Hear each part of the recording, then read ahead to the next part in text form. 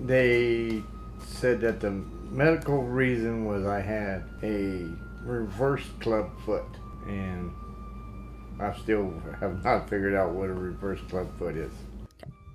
A reverse club foot is a disorder in which a heel bone in the foot is deformed at the ankle. When Brett was a child, he spent a lot of his childhood in and out of the Shriners Hospital. When he was 11, he spent 6 months in the hospital being examined by doctors.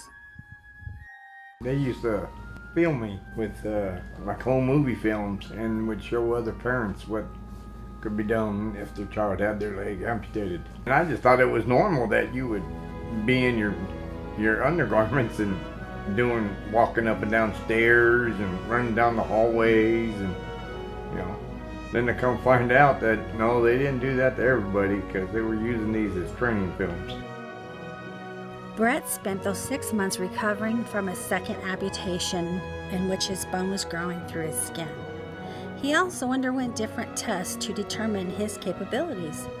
The doctors were so impressed they used his video to help comfort parents who had children in similar situations.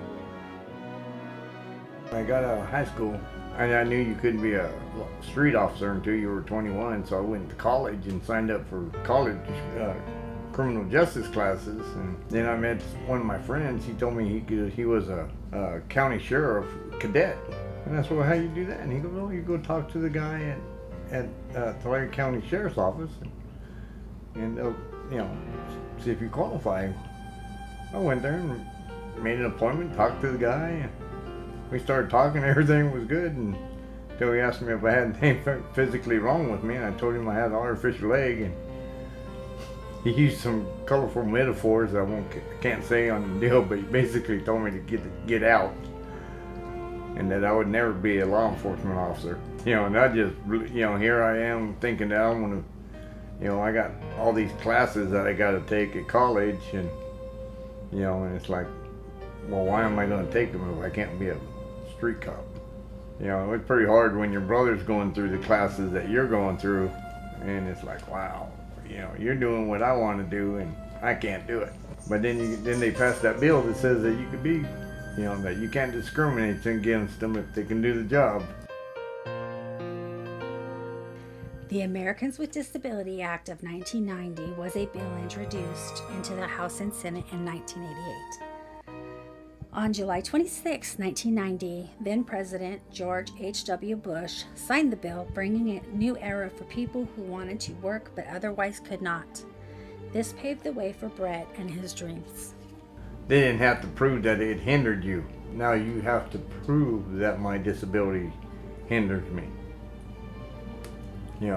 And instead of just saying, oh, you can't do it, see you, bye. But I think if it wasn't for my wife that I wouldn't be going through it, because, I just got turned down, and so she did a lot of footwork, I just did physical work.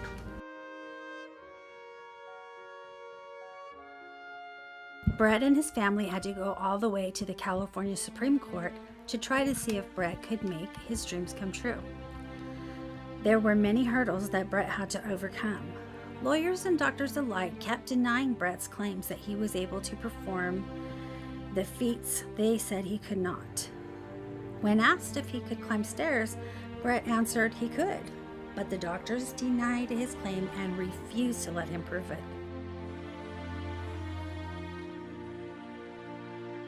To this point, it almost felt like saying, hey, dude, what did you overcome? And I said, there's always that chance that somebody can actually do these things. And so, we got denied, our appeal got denied, and I still wasn't satisfied because I still think I could have done it.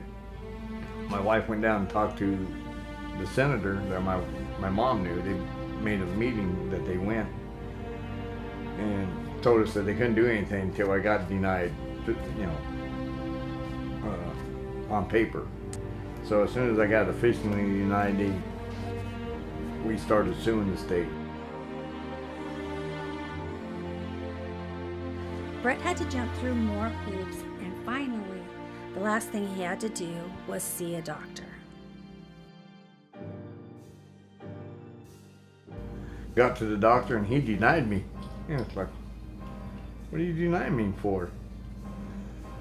Excuse me. And so, I get a denial letter, and it's like, well, why? And so we hem haul around, and there was something went on where I didn't get the letter like it was supposed to be, and I missed the deadline, so I had to reapply, do all the tests again. So then I get a phone call by background asking me, well, why they're doing another background, because I passed everything the second time. And I told him, well, I wear an artificial leg, and sure enough, here comes that letter. Same one. And so me and Uncle Mike, my brother, we already had it made out. We were just waiting for it to come because we didn't want to take any chances. The day I got that letter, I went down to the post office, mailed it off with a certified letter, because last time they said I had 30 days, which for some reason I didn't get 30 days. So this time we didn't waste any time. As soon as that letter got there, we already had it made up, sealed. All we had to do is mail it off. And as soon as it came, mailed it off, got it certified, so I got a receipt. And just so I can't say, well, you guys didn't do, in case they come back and say, oh, well, you didn't make time restraints again. So, and sure enough, it come back, I get another letter saying, oh, you didn't meet time restraints. This was due then. And it's like, no. So you send them a little letter saying, hey, this is the second time I appealed it. I went, missed the deadline the first time, I reapplied, took all your tests again, did this. Here's a copy of the envelope it came in. Here's a copy of the receipt from somebody in your office. Comes back, oh yeah, our bad, here's your appeal date. It's like 8 months later. Senator pulled some strings, and we got through. He hooked us up with fair housing and employment. We got right in. The guy said he's gonna have to do an investigation. Well, the whole time after the appeal, they're sending you stuff. They sent me my medical stuff, and and it's like, and we were looking on there, and it's like, well, it says everything, what was on there, but it just doesn't show why I was denied. And so one day I'm looking through, and I'm kind of frustrated because I can't find out why I was actually denied. And then, so I said, So I took the paper clip off, and underneath the paper clip, or the staple of all things, there's a little section that says, denied, where's artificial limb? I said, oh, I've got you. I took that down, showed my attorney, or when we got the attorney, he goes, oh, I need to do an investigation. I said, well, here you go. Here's your investigation done for you. I said, this is the reason I was denied, because I wear an artificial limb. That's discrimination. And I said, you don't have to do an investigation because they already did it. So like the next week, they gave me an attorney, and she looked at it. And by the time, I think it was 2 days later, she called me at home and asked me what we wanted to sue for. And we figured that, we're not going to sue for big money. We're just suing for the job. So we just sued for the job, and for my chance to get the job. I didn't sue actually just, I'm suing to become a correctional officer. I just want the chance to be a correctional officer. And so they sent me through, and then the rest of the lawsuit all pinned on, because everybody thinks I sued the state. No, it was a settlement, because I sued for the chance to get the job. Because if I would have dropped out, the lawsuit was over too. I graduate, we win. If I drop out, I lose.